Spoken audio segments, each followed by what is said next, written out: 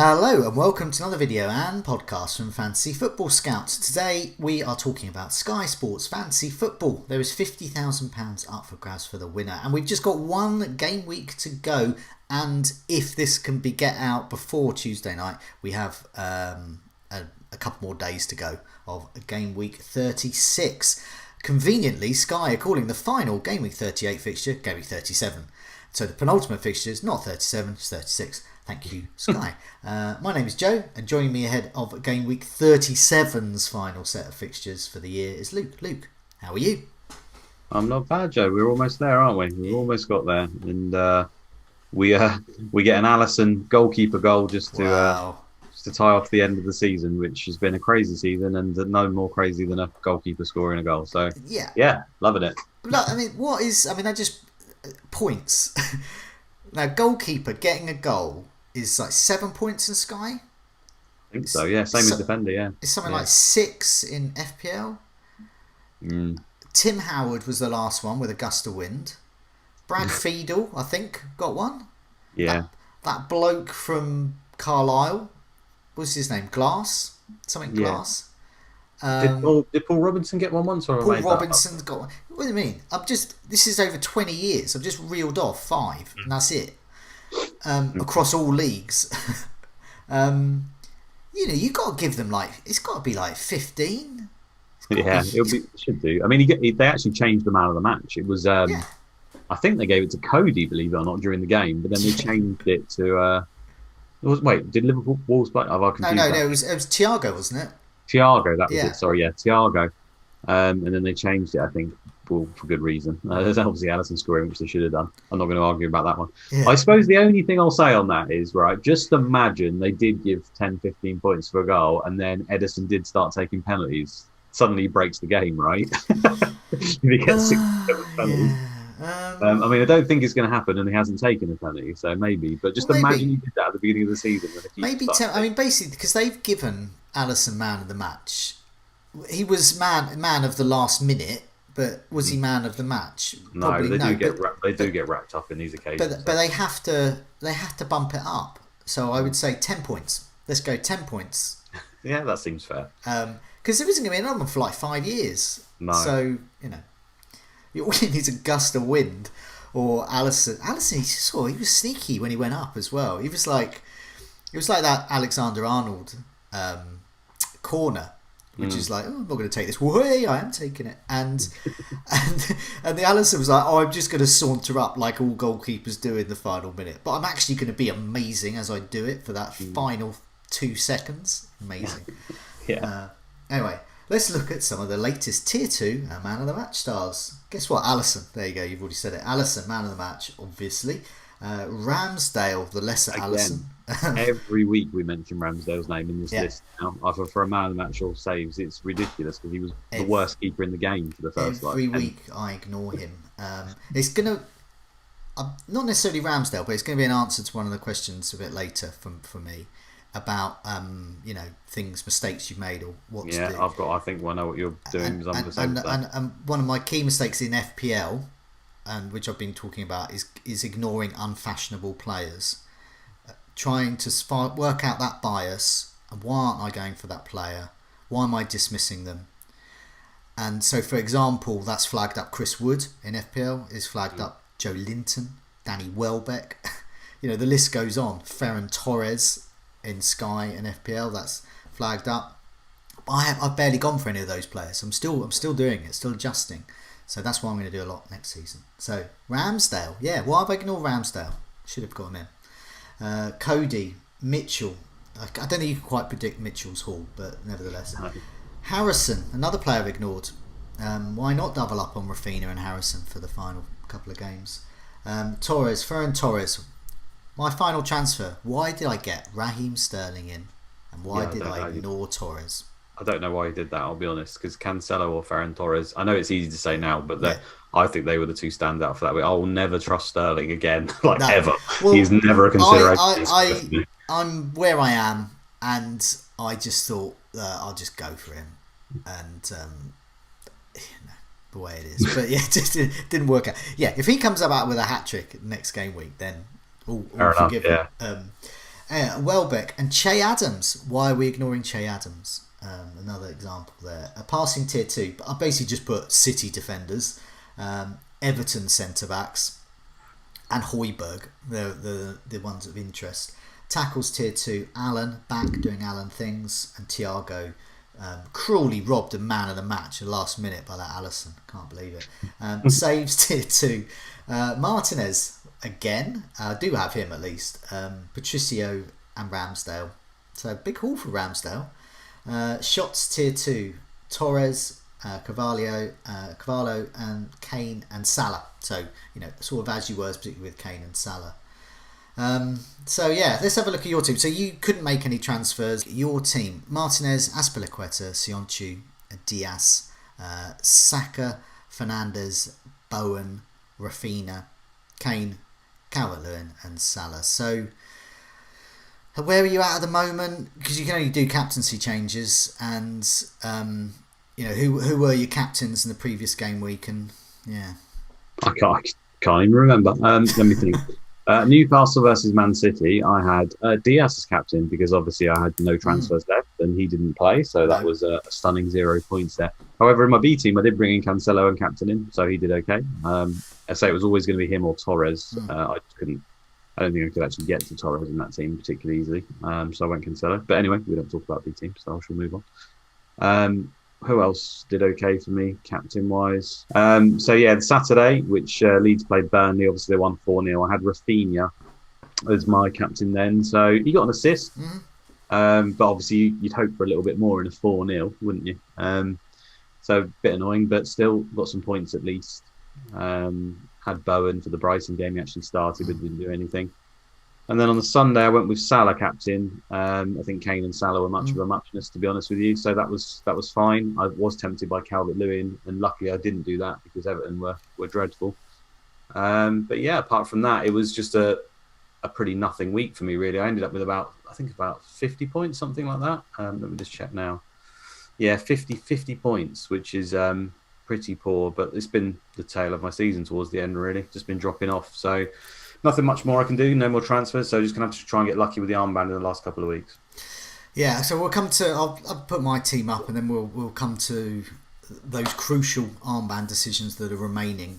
So we'll chat a tiny bit about what we've got remaining in this game week, but also crucially for that final day, who we're gonna captain. So here's my team. You can see some foolishness here with Sterling.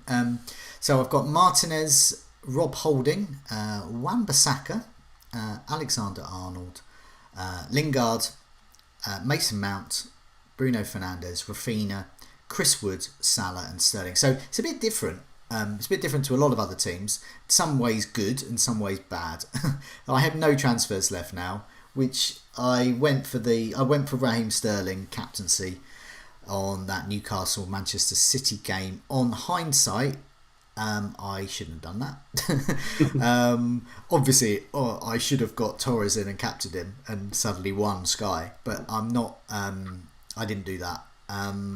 52 points if you captain Torres. I got 4 points there from Sterling. Yeah, but do you remember we were saying this is the week? We were saying the Newcastle Man City game. When you look at the lineup, if you can pick the right captain, and we thought maybe Aguero. I mean, I thought maybe Aguero, and obviously it turns out he's injured. I mean, that's season changing, isn't it? Right at the end there. If you've got that transfer to do that move, 52 points. I mean, that is literally just, all those little intricate moves and stuff. They can't get you that sort of, well, that's the power of the armband on a particular week. And obviously they have to fire as well. Well, I got, Cancelo was in the running and I would have got him and got he's 28 points as captain, yeah. And I would have got 28 points there. But I actually wanted more, and I just looked at Sterling and I just thought, well, he's playing for his place in that final. Surely. There's no chance he's getting it. No. Surely he's got to do something. He's got to pull it out of the bag. No, even if he scored a hat-trick, I don't think he'd be in there. He's just been woeful all season, to be honest. But yeah, so I went for him. And that was the final one. But on reflection, a Man City. But I was actually Dubravka I was thinking of. I didn't like the City game for him, but I really liked the next two. St. Maximum and Willock were also in consideration, but I just had to get a City one, and but it's not gonna me getting Sterling in and not. Torres was not in my thoughts. Just not in my thoughts to get. It would have been Cancelo or Sterling, so I would have gone up an extra 24 places, 24 points. Place wise, I probably would have still been somewhere around 300. I'm between 300 and 400 in the rankings at the moment. That would have taken me above what 250, 300 maybe. Yeah. But not 100, not top 10, not anything you can tell your grandkids about. No. But I just wanted to highlight that the fact that sometimes we make transfers where we swap player A for player B, even though player A is still playing and he's not injured. And to make up, say, 52 points, sometimes, like the difference between the two players, first of all, you have to get that right. And let's say you get it right, and they are outscoring them most weeks by a couple of points. It's still going to take you several weeks, like 7, 8, 9 weeks for the 52 points, even more sometimes. And I appreciate you can do this one captain move and they fail. So a Sterling, like you just did then, and it's like, oh, for God's sake, I should have done the other move. But occasionally you'll hit them, and when there's games that are signposted, I mean, I know Newcastle did pretty well in this game, but Man City versus Newcastle, you expected them to score 3 or 4 goals, right? So there are a few occasions this season when this sort of thing happens, and obviously if you've got the transfers, making the move, you can get really lucky. And 52 points, especially if you're anywhere near the top 100, that jump is just that wins you money essentially. If I was if I was like 130 in the rankings or something, I probably would have been a bit more careful. I probably would have gone for more for a defender, I think, like Cancelo. And Cancelo was probably the safe-ish play because, you, against Newcastle, you expect him to get passes, tackles, maybe get an attacking return, probably get a clean sheet. The clean sheet didn't work out. We ended up getting... Did he get 2 assists? He got a goal and an assist, didn't he? And then obviously some bonus as well. So, and the thing with him is he's probably quite likely to play the rest of the games, whereas with Fernan Torres, you're never quite sure he'll play the other games. So I mean, for me this season, it's been quite weird with the A and the B team. I won't mention the third team, but the A and the B team, because the A team's one I've been focusing on, and I've sort of neglected the B team. I've just been doing whatever. I've been going back to that idea of thinking of like unfashionable players and getting them in, or making those slightly more differential moves. And it was pointed out to me on Friday by Dan Cox, who's won Sky, that I was 16th in the monthly prize, and I was about 30 points off first for the month. I had no idea. So I suddenly just went a bit mad and just got loads of players in for that City game, including Cancelo, who I think I captained. I can't quite remember what I did, but I ended up with 72 points, which was far more than I got in my A team. And over the weeks, for example, I've had some Maximum in already. I already had him in. Kane, Chris Wood, I've had for a few weeks in that as well. Salah, I got back in.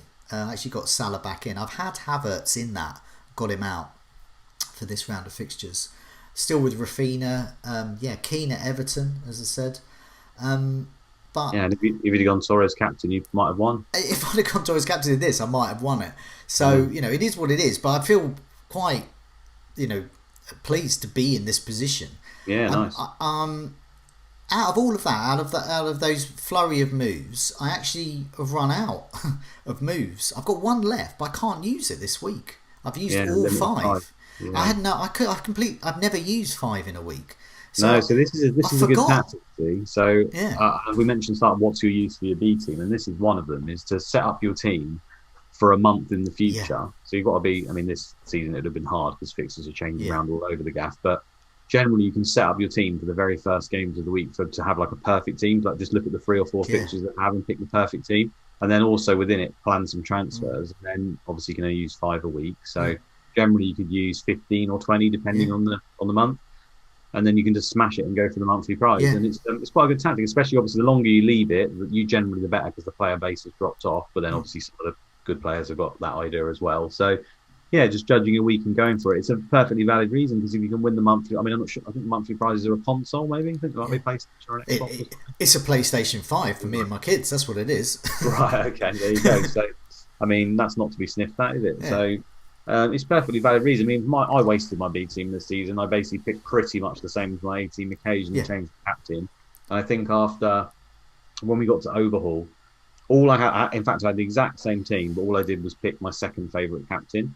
in the B team, and it was 250 points behind the first team. That was on captains alone with the exact same team. So that shows you how important captains can be. But as a result of that, I just didn't bother with it. I think I haven't even looked at it for months, not even really changing. I mean, I did the Cancelo thing the other day, but it's pretty much a waste. So there's a number of ways to look at it, but going for the monthly is certainly a valid one. So two things there. I completely forgot about the monthly price. I've just never thought about it, and I never knew. I've completely forgot that you can't use more than 5 transfers within a week, within a game week. So I've learned something there, and I'm going to do exactly that. My B team, I'm not going to do copy it, or I'm not going to. I mean, I just sort of put whoever in. I didn't pay any attention to it, but I think I will this time, and I think towards the end of the season, I might target these monthly prizes and use some of that knowledge that I do for the other content for FPL as well. So to go for players that perhaps Sky players might not go for. So for example, Mason Mount is one I got in, and he's done really well for me in both my A and my B team. Keane for Everton, a player I completely ignored, and St Maximin as well. I thought Newcastle's final couple of fixtures would be good, so hopefully they'll get something. But either I'm 20th. I'm a bit further off first, but got 1 transfer left. Unlikely, but at least I've suddenly got something in this crazy season to look at of interest. The third team that we're now given in Sky, I've just sort of wasted that a bit. But at one point I was 30th in this monthly prize, and I didn't even know about that either. I didn't even use mine. I just didn't have the headspace for it. But again, it's a good thing to do. I mean, it's one of the, if you've got the time, there's literally no reason. It's a free shot of money, isn't it? So it really should be. I'm just going to go for that as well. And I didn't realise sort of mentally as well. The third team is really good. So if you do use all your transfers, or you're just not where you're going to be, and it's just your personal targets of I want to be in the top 100 or top 1,000 or whatever. If it's not achievable, that third team, go for these monthly prizes. I think it's like a game within a game. It hadn't really occurred to me before, but learned something new. So let's move on to game week 37. Let's have a look here. Actually, before we look at game week 37, we to timestamp this. We're recording it Tuesday midday, so we've got some more matches to go in game week 36. So tonight, Tuesday, we've got Manchester United against Fulham, Southampton against Leeds, Brighton against City, Chelsea against Leicester, Everton. Chelsea against Leicester stops there. So I'm just going to captain Fernandes and be done with it because he's at home against Fulham. I presume that's for you as well. Yeah, 100%. We do have a question about what to do with Fernandes, but we'll address that shortly. Wednesday, 19th of May, Everton against Wolves, Newcastle against Sheffield United, Tottenham against Villa, Palace against Arsenal, Burnley against Liverpool, West Brom against West Ham. You would think Salah or Kane, basically. Yeah. I'm not going to mess around with this one. No. I don't think there's any advantage. There could be gains, you never know. But you're betting against all of those 3 players we mentioned, who are all amazing captaincy shouts and got the pedigree to back it up, would be hard. So anyway, let's move on to game week 37. I'll read out all the fixtures for the benefit of those listening to the podcast, and then we'll have a chat about who to captain. Arsenal against Brighton, Villa against Chelsea, Fulham against Newcastle, Leeds against West Brom, Leicester against Tottenham, Liverpool against Palace at home, Man City at home to Everton, Sheffield United against Burnley, West Ham, Southampton, and Wolves against Manchester United. Who are you captaining and why? Well, luckily for this one, and this is where Sky is great, is we get to see the lineup of every single team, don't we? And without seeing that, it's hard to say, because there could be all sorts of surprises. Could be teams that give kids a run out. Could be teams that are just absolutely going. I mean, if you look at Man City's team and they're incredibly full strength, for example, and maybe Everton are just on the beach and they've put out a second string, then suddenly that changes things. But right now, if you had to ask me, I think Salah at home to Palace feels pretty good. Although it's probably Roy Hodgson's last game. I think they've just announced recently that he's going. So will Liverpool have anything to play for at that point? Possibly. So it's really tough to answer. But I think fixture wise, just Liverpool home to Palace and Leeds at home to West Brom are the two that stand out to me the most. I think. Obviously, Man City's there as well, like I say, but we don't know what we're going to get from them. I think those are probably the three I'd look at. Spurs away to Leicester, I think that's quite tough. Yeah. So I wouldn't be looking there. Arsenal home to Brighton again. Don't really trust Arsenal, and Brighton are decent, aren't they? So I don't really trust that. Villa and Chelsea, I don't think you'd go there. So yeah, I think that's pretty standard. I mean, Man United away to Wolves. Wolves have been pretty shocking, but they've obviously got Europe after that. So I'd imagine that's going to be a second string side there possibly for Man United, and you don't really fancy that game. I would say Fernandes is going to be out of the equation. I'd be very surprised if he starts. I mean, there's a few differentials. I mean, West Ham are at home to Southampton. Are Southampton going to be bothered at all for that game? I mean, Antonio could easily be. We often get these games on the final game of the season where a striker or a midfielder gets a brace or a hat trick or something. I mean, that stands out as a potential Antonio Hall, that one. So yeah, there's options, but right now, with the information I have at the present, it's probably Salah. Yeah, I'll probably captain Salah my A team, or Alexander Arnold. Be one of those two. I might just go for a bit different, just in case. Yeah. The other thing as well, of course, is where you are in your mini league. If you're second and the guy in front is 5 or 6 points above you, and you get to see the lineups, and you're pretty confident he's going to go Salah, because I'd imagine most people probably will. Then there's really not much value in going Salah at that point, as long as you don't mind dropping a little bit. It all depends what you stand to lose as well, of course. But that's when you probably do have to look at maybe one of the Leeds boys or someone like that, or Antonio. My second team, which may or may not win a PlayStation 5, which probably won't, but I'm going to go for it. I have to captain someone different. I have to get someone in a bit different. Yeah, definitely. So I'm looking at removing Fernandes, and that's going to be the answer to one of our questions coming up. And Liverpool look the best bet. I can't get a striker in. It has to be a midfielder or defender. I don't have Alexander Arnold, so it makes sense to do Fernandes to Alexander Arnold. Who's also another good captain this that way. Who's also another good captain. And then I would either captain him or Chris Wood. And I think it's one of those. I think Alexander Arnold will probably get it, because I think the potential for a massive haul is there. It could be goals, assists, clean sheet, the works. So I think there's a strong potential there, and that's personally what I would do. But it sort of leads on to some of our questions, really. And one of the things is looking at sort of players to get in and players to captain. So here's something I did for the Scoutcast for FPL. But although it doesn't take into account the Sky bonus, what it does take into account is the basics. Will they get involved in a goal? Will they score, or will they assist? So what I've done is I've looked at the last 6 weeks, last 6 matches rather, in terms of expected goal involvement, and see who is there, who's at the top. Kane is the absolute outright guy. He's the go-to guy for goal involvement. He's had 9 big chances over that time, and his expected goal involvement is getting on for nearly 6 goals, which is huge. Then it's Salah, so it underlines Salah's potential as a captaincy there. We sort of knew about that. Then you've got Iheanacho, bad fixtures, so I'm not sure many people will go there. Jota, injured, won't go there. Fernandes, I don't think he's going to play in Gameweek 38. And then you move down to the real headlines. Antonio is there, 5 big chances, expected goal involvement 4. Antonio, as you said, these are the stats here that back up. Antonio is a great alternative captaincy shout. Chris Wood at Burnley has Sheffield United in Gameweek 38. Big chances, 6 over the last 6 matches, expected to be involved in nearly 4 goals. Havertz at Chelsea. Bear in mind, these prices here are for FPL, so ignore them. Havertz at Chelsea could be a great alternative, and that's also someone I'm considering for getting in instead of Fernandes.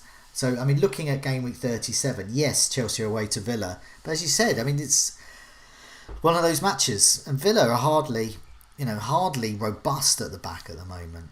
And then you got Calvert-Lewin, a bad fixture against City at the end. And then Vardy, if you want to say goodbye to Vardy forever in your Sky career, give him a send-off against Spurs there. But I think genuinely Antonio Wood and Havertz look to be the strongest options there. But yeah. So looking at the fixtures, back to Gameweek 37, and so we've got some questions coming up. So FPL Off Spinner says, with one transfer left, it seems logical to replace Fernandes after Tuesday's game, that's tonight, with a Liverpool asset.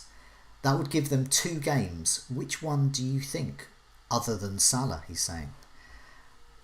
I think if you can, get Mane in, if you can. Yeah.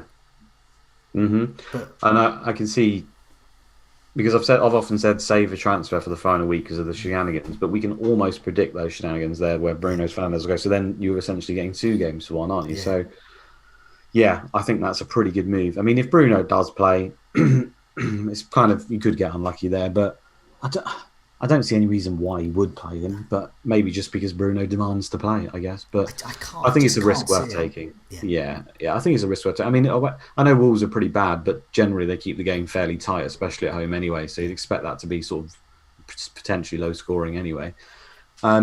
So yeah, I think Mane is obviously the standout, especially when Jota's now injured. I can't see any reason why Mane wouldn't play. He's obviously got a little bit to prove. The only other one I'll throw in there is Thiago, who was clearly man of the match. Yeah. He's still getting a lot of bonus. He's playing really, really well, and he does stand out as a man of the match nearly in every game because he just dominates the ball.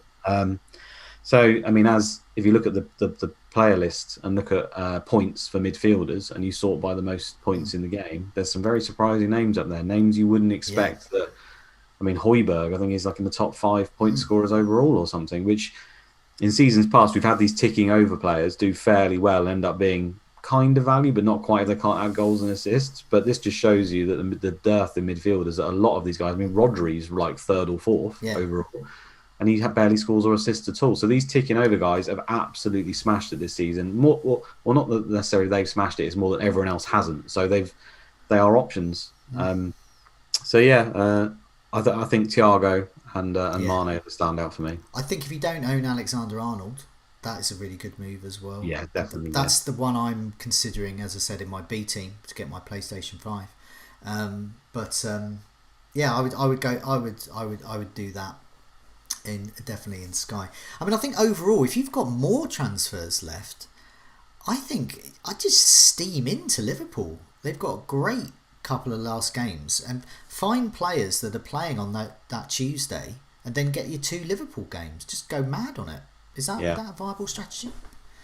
Yeah, by all means. I mean, again, it depends what you want. Thiago is almost the safe points. You're banking the points there. You could get a little bit more with a man of the match and attacking return, but you can be fairly sure you're going to be getting like 8 points or something, which is pretty good. With Mane, obviously, you could get 0 because he's one of these people who he hasn't had a few shots at goal. He's getting 2 points, isn't he? But he equally could massively outscore Thiago if he scores a brace or a hat trick. So yeah, I think I'd be tempted by Mane, because at this stage, do you really want a ticking over 7-8 points every? Again, it depends where you are in your mini league and stuff. I'd probably go for broke with the Mane move, and the Trent Alexander-Arnold one even ahead of him. I think he's been proving it for weeks on weeks now. Even if they concede, he's getting an attacking return nearly every single week. He's also only got. I mean, I don't think he can make any influence now on Southgate, but he's got 2 games now to try and do even more if he can possibly to get in the team, hasn't he? Yeah, definitely. I mean, I think this is if you've got transfers left. I mean, basically, a viable strategy would have been to save those transfers, and I wish I'd kept at least 2 back for this final couple of games, not just final game, just 1 for the final game, but 2 for this period would be fantastic to take advantage on others of those 2 Liverpool games, or 2 just 2 games for people playing on a Wednesday this week. Tom Hartnell says he's eyeing up Bruno Fernandes to Antonio as his final move. Any other suggestions? So we've sort of covered that, but Antonio, Havertz, and Chris Wood, I think, are great assets depending on which way you can move around, but Antonio, I think, is really good. I think Liverpool players and Antonio are the main standouts for me. Yeah. I do like Havertz, midfielder up front, obviously can do well. Fixtures not quite as good, and then also you're always a little bit worried on playtime, aren't you? Whereas the others you're not. So Antonio's just a big standout. I know West Ham haven't been great of late, but Rice is now back, and um, they're almost got nothing to play for now because they're pretty much out of the top four. So you could look at that as a good thing. I think now the pressure's off and they could just go mad in the last 2 weeks if they want to. They don't have to play so defensively. Definitely. It's worth pointing out as well with Lingard's. Lingard's role has changed to be much more creative. So if we think Antonio's going to do well, someone's got to assist him. Chances are it could be Lingard, and that we haven't seen that Lingard role yet. We saw it a bit towards the beginning, but then he took up the goal scoring role. So it could be that some of the chances he created on another day against Brighton, he was almost. It was almost there to win a penalty, and I can't remember if Rice was on the pitch at that moment, so it could have been Lingard could have taken it, because I think he hit the ball into a Brighton defender's arm, and there's nothing the guy could have done apart from amputate his arm, but that's the kind of goal ludicrously that can be given. And he's on set pieces, he's on corners, he's on free kicks, and the penalty thing's not. I mean, I know Rice has said he was on them when he was on the pitch, and he has taken them, but. He's been away for a little while, so I don't think it's completely 100% that Rice just suddenly takes over. You never know. Liam Dorian, who the reigning FPL, reigning Sky. Sorry, Liam. I was saying the FPL. Sorry about that. Blasphemy. Liam, the reigning Sky, quite rightly, Sky champion. Any players you have one eye on for next season? He asks, and what's your best and worst moment of the season? He also asks. So go. Any players you got your eye on for next season? Oh, there's loads. It's so funny, isn't it? Because we always think we get it worked out. We're like, right, next season I know who's going to be good, who's going to go, and it completely goes to pot within about 5 weeks, and there's completely different players than you expect nearly every single time. But there's a few names. I mean, Rafinha for me, and everything. So much depends on price, doesn't it? But Rafinha just looks like a player who is destined for greatness to me. So if they underprice him in some way, he's in a Leeds attacking side. Then he'll be in, because midfielders are hard to pick in this game, and he is a massive standout. Set piece is everything. I mean, I wouldn't be surprised if he ends up taking penalties eventually in his career, because I don't think Bamford and Click have been sharing them, and they're not particularly strong on them. I mean, he just kind of that kind of player who he should have an ego, struts around the pitch. I reckon eventually he'll probably claim them at some point. But he's definitely one I'll be looking at, price dependent. I think the Chelsea team are going to be really interesting, because obviously the new manager's here now, the effect he's had on them. We saw how many clean sheets they can get. So Reece James in particular stands out to me again. I mean, every season it feels like this could be Reece James' season. He plays the vast majority. But if he is going to nail down that right wing-back role, and it's a team that can often get passes and attacking returns, he suddenly stands out to me again, price dependent, because they might price him a little bit less because there's a little bit of rotation there. But I can't really see Cho playing at right wing-back particularly often. I don't think it really worked. It worked for like the first couple of weeks, and then it's not really worked since. Also, Chilwell has taken over the left back. Really, he is first choice over Alonso. So you would imagine Chilwell as well. Exactly. One of the wing backs, I think, is a good shout, because I mean the top team's fullbacks, as Luke Shaw's shown this season, Trent and Robertson have shown it for season on season. Man City, Cancelo, Walker. I mean, all of these guys, they are potential gold, and if you can get them in a right wing-back role, so even better potentially, I think the Chelsea wing-backs will definitely be worth a look.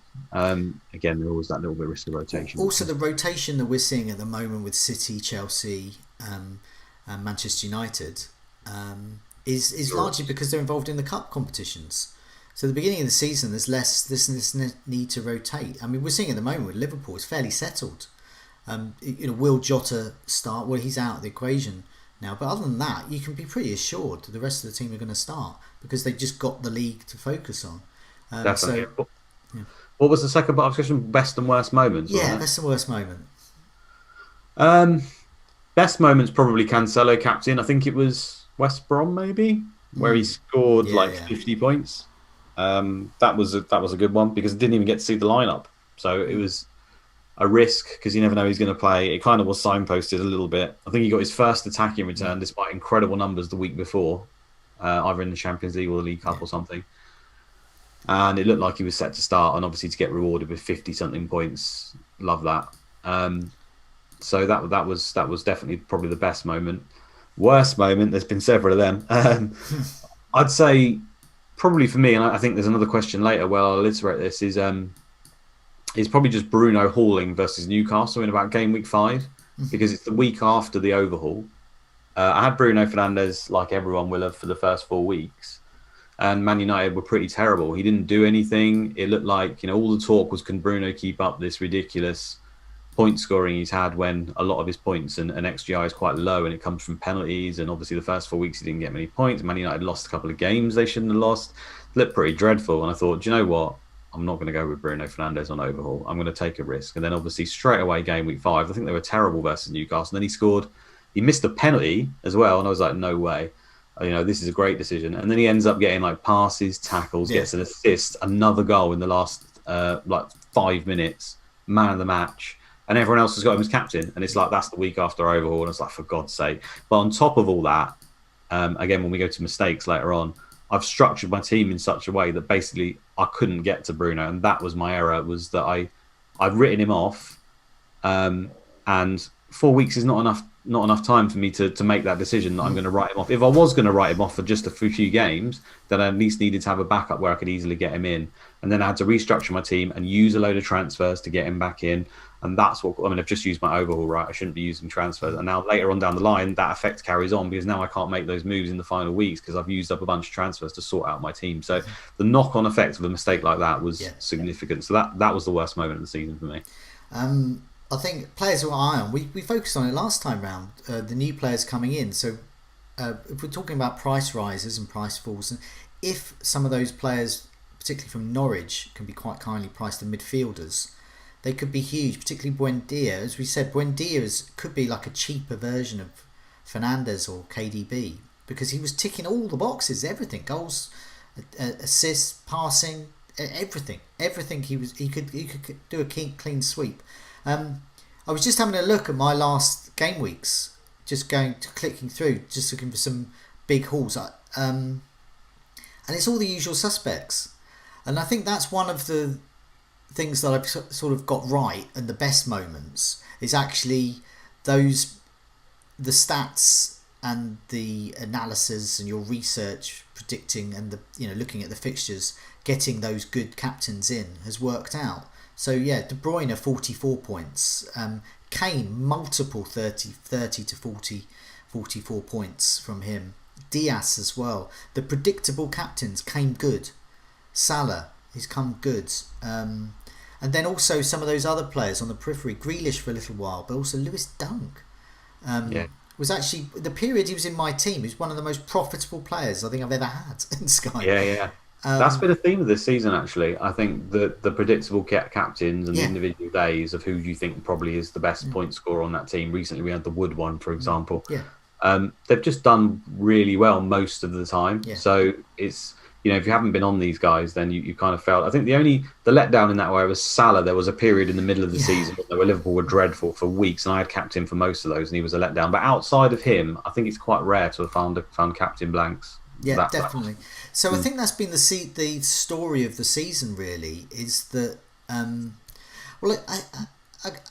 guess people watch us, they watch the other podcasts and videos, and a lot of what we're saying sounds really obvious, and as we've just seen from those big hauls over the season, the obvious one equals points.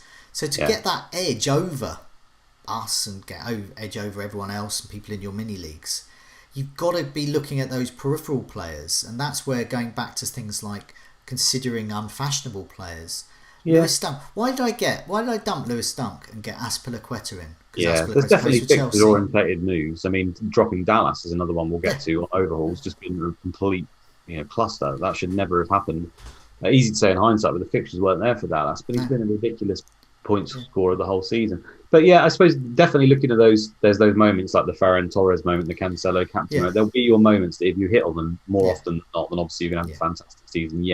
But I also think just remaining incredibly consistent throughout the season and patient is still just a really good differential overall, because quite often we will get tempted by the odd player. I mean, Iñárritu is a good example of this. I think he was one that worked out, that people jumped on and it worked really well. But I did say at the time, there's several of these guys throughout the season that you'll try this and it just won't work, and it'll be a waste of transfers and you'll have to go back. And that happens more often than not. If you jumped on a few of them, it can ruin your season. It's pinpointing. Sky, there's so many differences between Sky and FPL, but one of the key ones is you can't mess around with form, dipping in and out of form. So Lingard, for example, great form for a few weeks.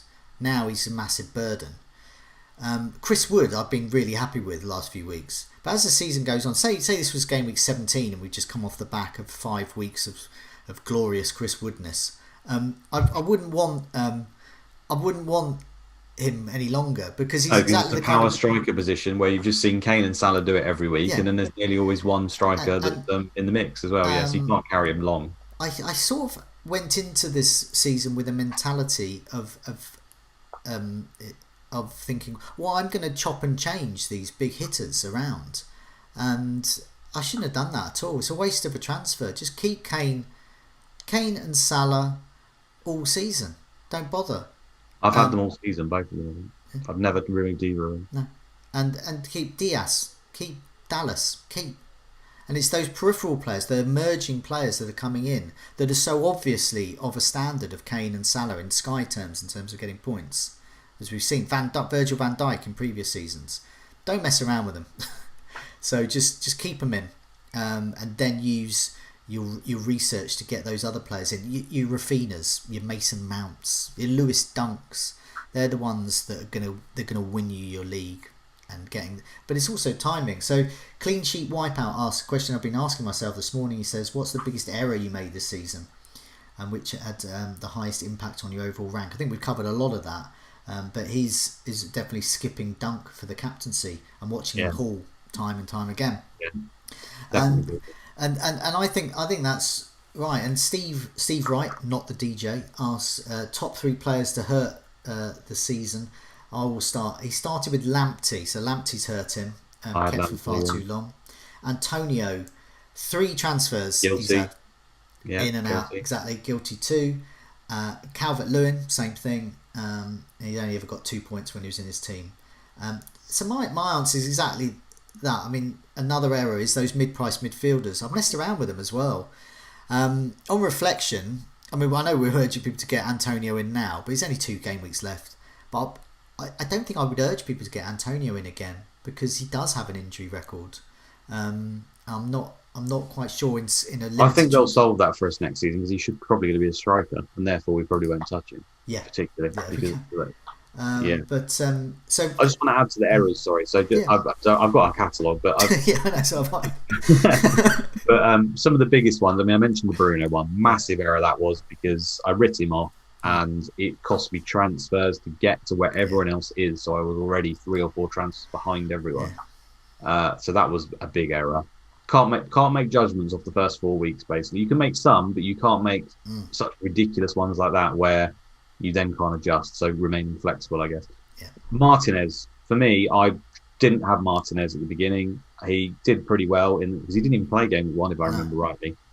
Did well in his first few weeks, and I think some of that was a penalty save, man of the match. I was like, yeah, he's done really well, but can he be getting penalty saves and all this stuff every week and all this stuff? You know, it's still Aston Villa, and there's other keepers that I want that have done really well. And I didn't own Martinez for virtually all of the season until the overhaul.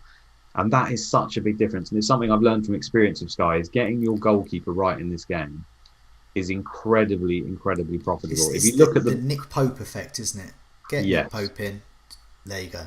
Well, because they get 2 extra points for a clean sheet, and because they can get a lot of saves bonus and man of the matches, you know, in games where they even are getting battered, they are ridiculous. I mean, you look at the points per million, and I think there's 10 goalkeepers in the top 15 in the game or something stupid like that. They are a really, really profitable position. They can get a load of points. So not having Martinez compared to nearly all the top managers is like a points difference of about 70, 80 points or something ridiculous. So that's a reason why I'm not right near the top now, is because I didn't have Martinez. So that's a massive error.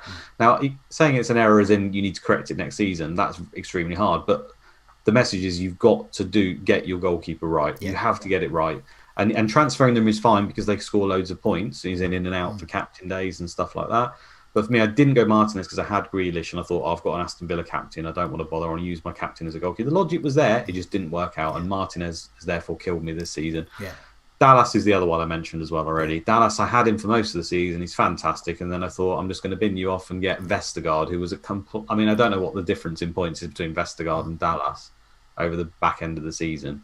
But I dread to think that is one of those ones where earlier I said about Fernand Torres can get you 52 points in 1 week. I mean, that's more than 52 points between Bruno and Dallas in X amount of weeks. Massive error not to keep him. He was the best budget defender we've possibly ever seen, really, playing in midfield and scoring. Is it 8 goals? He's got 9 goals. It's huge. Yeah, I mean, he's a really great midfielder in this game, but he's listed as defender. Yeah. I mean, overall, I can look at decisions with hindsight and think, well, I shouldn't have done that, and it's difficult to do all of those. But I think overall, for me, I know you take a lot of care with planning. I know a lot of other content creators with Sky take a lot of care over the planning, but I don't really, and I haven't particularly this season. I've been winging it a lot, and that's what's cost me. So I'm under 400, around 300 in the rankings. I could be much higher if I'd have taken care with planning, and I quite like the idea now of I'm a convert to that, to mapping out. You've got to be flexible as well. You've got to say, well, I'm not, in September say, I'm getting this player in November the 11th, and then that player gets injured. You've got to have an alternative plan, but not chop and change. Really do avoid those players that get injured a lot. Danny Ings was fit a bit last season, but is he this season? For the last 2 game weeks, maybe get him in. But already Hassan Utul said he can't last more than 60 at the moment. So I've just got to avoid those types of players. Mason Mount will get a price hike, but I like him. He plays a lot. He's got a good spread of points, and he's just a set and forget player. The other thing is, I think with the content is really good for Sky. The likes of Dan and James at Planet FPL and all these, and Suj and all these guys. The content's really good, but the content is not mature in the way that the FPL content's mature. So there's so many podcasts and videos and articles for FPL. So it's gone past the stage of offering advice. Originally what Fantasy Football Scout did was like one of the only ones really to have articles about FPL. But now the Times has got it, the BBC's got it. So it's matured to the point where people who play FPL can develop their own ideas and go, well, I'm taking all this different content on board. I can develop my own ideas. You can't copy. How can you copy an FPL content creator? There's about 500 of them. But in Sky, you could, but what's the point in that? But you'd have to make a zillion transfers. They're all so different. But with Sky, there is a uniformity because the content creation hasn't matured in that way. It hasn't exploded. So there's this tight knit of people like yourself who are giving advice, and it's really good advice. And so just listen to them, just do what they do, and you'll get quite a high ranking. But I think in the next year or two, I think Sky content will need to develop for the good of the game in a way, so that people can play it, be more experienced at it. Not, it's my first season, I've got top 10 and therefore I'm amazing. But it's not like that every year. And I think they need to develop their own strategy. So you'll have lots of different teams, and that will mean you're not going to get top 1,000, 99.9% of people owning Fernandes, that kind of thing. And that's no good for the game where you've literally got one manager.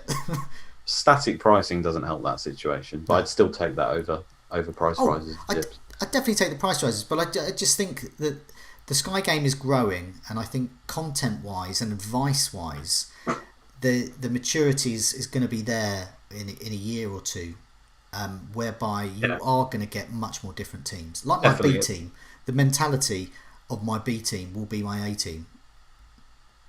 Yeah, I think if it's your first season playing Sky seriously and following content creators and stuff, you've probably done a lot better than you may have done in the past just by picking up on their advice. But there's still that top level of everyone who's in and around the top 100 in nearly every single season is trying to beat those guys, and that's pretty much where we're at, and that's extremely tough because there's a great players and to get one out. Sorry, there's someone beeping their horn constantly outside. I don't know why. To beat them, you basically have to hit more often. I mean, it sounds obvious. Hit more often the Fernand Torres hat tricks than others, and it's hard. But to get consistently in the top sort of 1 to 200 right now, I feel like this is why we love the game, is the amount of attention and planning that you put into it. They're very likely to see those rewards. So it just depends what your goal is. So lesson to learn for me, more planning, and obviously listen to all the good content out there, but I can plan a bit more around that and hold transfers back, but that's all part of planning, really. Sometimes it's good to use lots of transfers, and it's been an incredibly tough season to plan because it's been all over the place. So hopefully next season we'll have a more structured approach. I have planned before. When you get the fixtures, and they're like 2 months in advance, 3 months in advance, sometimes you can plan, but I can't plan when you don't know whether there's going to be extra fixtures shoehorned in, single game days next week. And because the fans haven't been there, you haven't had to, they haven't had to give notice to police and stewards and everything, weeks and weeks in advance. So I think that's part of it. In my head, I just thought, you've won COVID. I'm not gonna argue with this season. But so next season, I'm gonna do it. Well, also we say all this, and the rules could change for Sky. Things could change, points scores could change, things could change, and suddenly it's a slightly different game because it's been known to change quite regularly. Sky, really, certainly in comparison to the likes of FPL. I mean, they made like one big change in the past 15 years, haven't they? But having chipped pretty much. Ian Parrin. Speaking of people who are good at planning, he dabbles in plans. Ian Parrin, which players in each position do you expect to have the biggest price hikes and falls for next season? So I know you've done a bit on this, so I've done a small amount on this. So I'll run through my small amount bit first. I've rudimentarily looked at the top strikers who are good value this season, and top midfielders, top defenders and goalkeepers. And it's fairly evident that you might have a bit more info about how their minds work at Sky Towers, but it's fairly evident. Bamford 8.2. He ain't going to be 8.2 next season. He's going to be about 10. Watkins 8.6. He's not going to be 8.6 because he's emerged as actually a good Premier League striker. Calvert-Lewin 9.3. That's not going to happen. You're expecting 1-2 million price rises. Rashford 10.5. I think he could stay the same, but he could go up. I think there's going to be Fernandes 10.9. So Rashford 10.5, Fernandes 10.9. That's just not going to work out next season. Fernandes is going to be, I don't know what the maximum is going to be, but he's going to be it. Ward-Prowse 8 million. Quietly, sneakily, Ward-Prowse has become the man to have this season. Ward-Prowse he's played every minute. If I'd have got Ward-Prowse in instead of fanning around with Rafinhas and Antonios and God knows who else, Lingards, I just got Ward-Prowse and just kept him. That's what I should have done. Gundogan 8.2, Rodri 8.3, Højbjerg 7.4. These I'm shaking my head. These are not going to be this price. Mount 8.6. No. Defenders Diaz 9.1. No. Forget them. These are going to be hugely priced. Cancelo 8.2. Dallas 6.4. He's not going to be a mid defender. He's going to be a midfielder. He's going to be about 10 million. Forget him. You say that, but Sky have got a talent for messing these sort of things up. So we don't know. Martinez and Meslier. They're only 6.3, 6.1. They're going to be huge. So look out for the likes of the promoted keepers. They might be cheap value. So yeah, what do you think? Because I know you know a bit more about Sky Towers, the powers that be, and how. I don't know what they are going to do, but like you, I went through the list, and you've mentioned a lot of the names, so I don't want to duplicate that particularly, but I'm going to fly through it goalkeepers Meslier, Sanchez, and Martinez are just too cheap. Yeah. They've scored ridiculous amounts of points. You can't really blame them on the Sanchez one. He's backup goalkeeper. That happens. Nothing you can do there. The Meslier one is just a grave error. He's priced cheaper than the other goalkeeper who. We all knew that Meslier was going to start the season. I know they kind of shared some game time in the Championship. It was pretty clear Meslier was going to be the number one keeper, and he's cheaper than the other one, I think. So that was a grave error. Probably couldn't have worked out he was going to do that well, but Leeds were heavily fancied to do pretty well when they've come up. So big error for me, that is. Martinez, again, you can kind of understand why they did it because he was Arsenal's backup, essentially, potentially. But also that wasn't sure, right? We thought that maybe even Martinez would replace Leno. So if that was to happen and Arsenal were actually good, he could have been ridiculously cheap as well. So they are going up 100%. I think David De Gea is coming down. We don't know whether he's even going to be number one goalkeeper next season. He's really expensive. He's not returned enough points, so he'll be going down. So that's goalkeepers done. There's plenty of others, but I've just picked out a few. Defenders, I mean, Diaz is going to be, he's going to be the new Van Dijk, isn't he? He's going to be the most expensive for good reason. Yeah, Van Dijk started at 10.9 this season. Yeah, so Diaz is going to be, assuming they keep to the same structure, he's going to be 11 million, which is basically the top end. Will Van Dijk get a price for, do you think? I think they'll probably do it just about, but in the past, what they've done, I can remember, for example, what's his name? Vertonghen. Vertonghen from Spurs had like one good season where he scored 6 goals, got loads of points, clean sheet, and he remained in the top echelon of pricing for about 8 years, even despite him being absolutely woeful, until eventually he sort of disappeared. But I wouldn't. They're always hesitant, I think. You can't just suddenly put Van Dijk down for like 8 million because he's not played the season, can you? Because he'll break the game again. So, assuming he comes back, so it's the same player. This is, of course. So I think he'll maybe get a dip, but it'll probably only be by a couple of 0.1 or 2 or 3 or something. I wouldn't expect it will go down that much and I can understand why. You don't want to break the game, do you, in a static price game? Laporte's going to be cheaper, I would say, if Stones going up the other way, Laporte going the opposite way. Another one I've picked out, I think that is expensive this season, and for good reason, but has basically done nothing, is Pereira from Leicester. He's 34 points, I think he scored for the entire season. Let me find him. Something like that. Really bad. Pereira, he's 9.2. He's got 35 points. 9.2 is right near the top end because of his, what he's achieved. But we just said, if Leicester are going to be playing wing backs, he's got attacking potential. He does get tackles a lot of the game. A lot depends on, because of his injury and who they're going to play, and they've got Justin James. But if there is a scenario where Pereira becomes nailed, then I imagine he's going to drop a lot in price this season and therefore will suddenly be an attractive option, potentially. He may drop to as low as 8 million, for example, and suddenly you think, oh, right, okay, he could be a look. So I think he'll definitely get a price for, along with the Man United defenders. They just don't keep clean sheets and don't get a bonus that often. So I think outside Luke Shaw, they probably, like some Maguire and stuff, might even dip.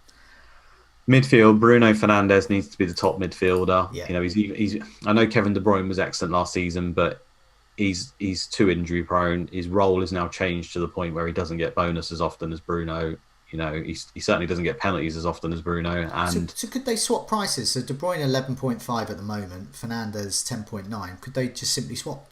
Probably something like that. Bruno has to be the top midfielder without question, and you could argue they need to break the structure there a little bit and make him the same price as the top strikers, because otherwise it's going to result in 99.9% ownership. They need to make him ridiculously expensive, if not the most expensive player. Is he the highest point scorer this season? I haven't even checked. Probably is. It's him or Kane, I'd imagine, and therefore he needs to be priced accordingly. Like you have to do that, and it's ridiculous. 261. Kane is the top with 275 points. Right, okay. 11.7. Bruno Fernandes 261, just behind, but 10.9. So same kind of, exactly. So much cheaper. The price structure's off, so he's $1 million cheaper, and he's about 6 points, and he still could end up the highest scorer at the end. The next best midfielder is Ward Prowse, 185 points, 8 million. Yeah, which is crazy, really. But that just shows you the dearth, and the difference between the midfielders there. And Gundogan, another one, you've already mentioned him. No way he's staying that price if he's continued his role that he's playing at the moment. Yeah. Definitely Rafinha's one I mentioned. He's really cheap. No chance he stays that cheap.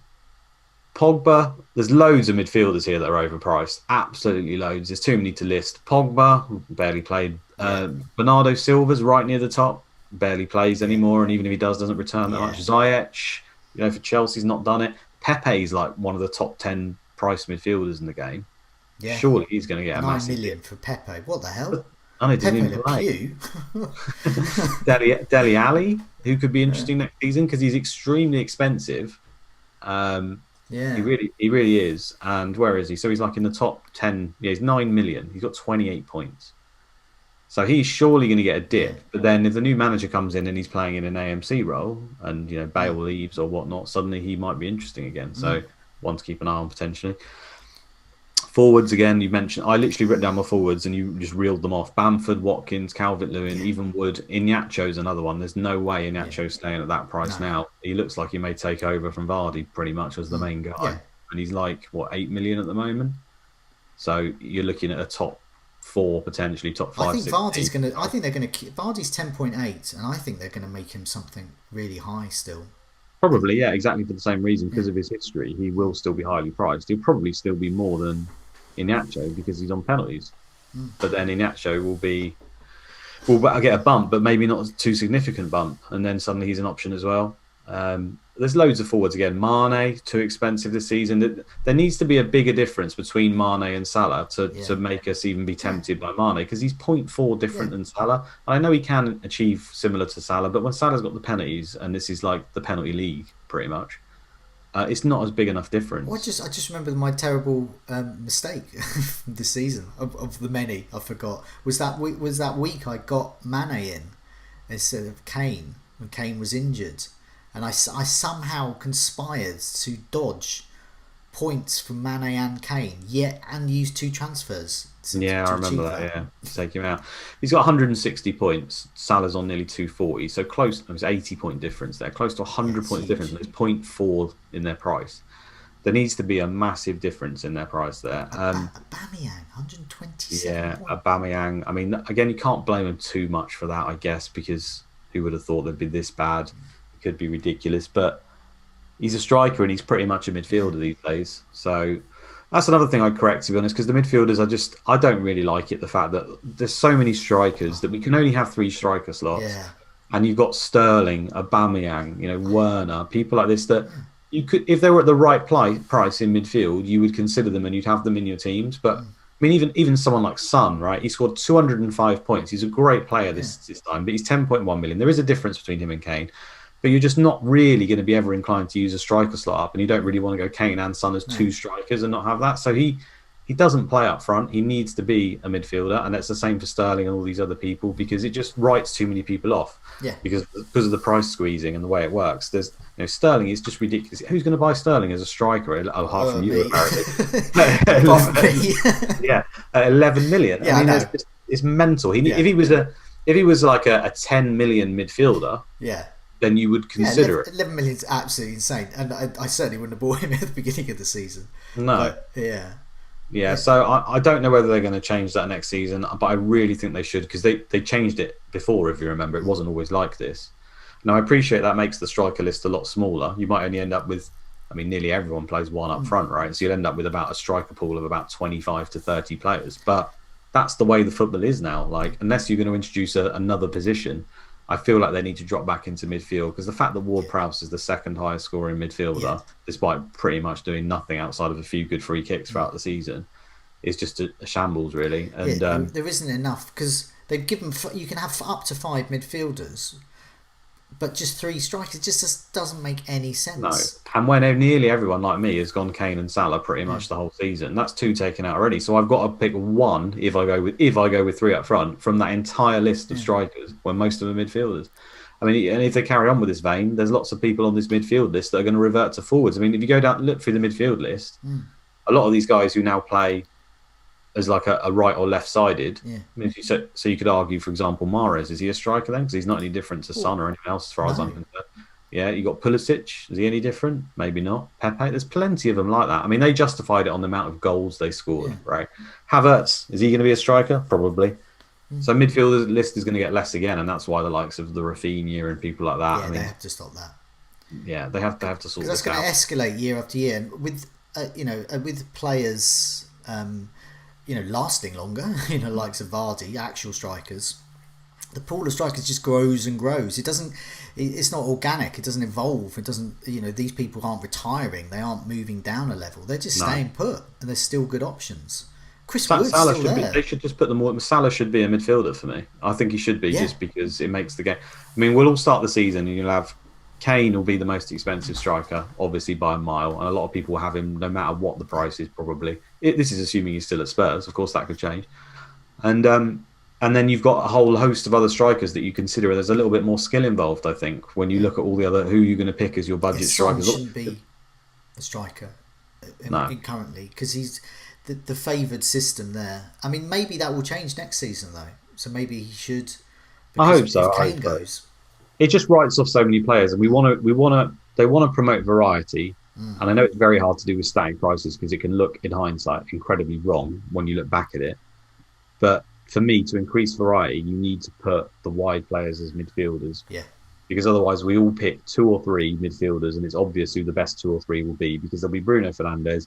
I mean, already now I could say Bruno Fernandes, Rafinha, and potentially someone like Gundogan or someone like that, Mason Mount. There's like a few names, maybe 5 or 6 names you can think of for midfield already.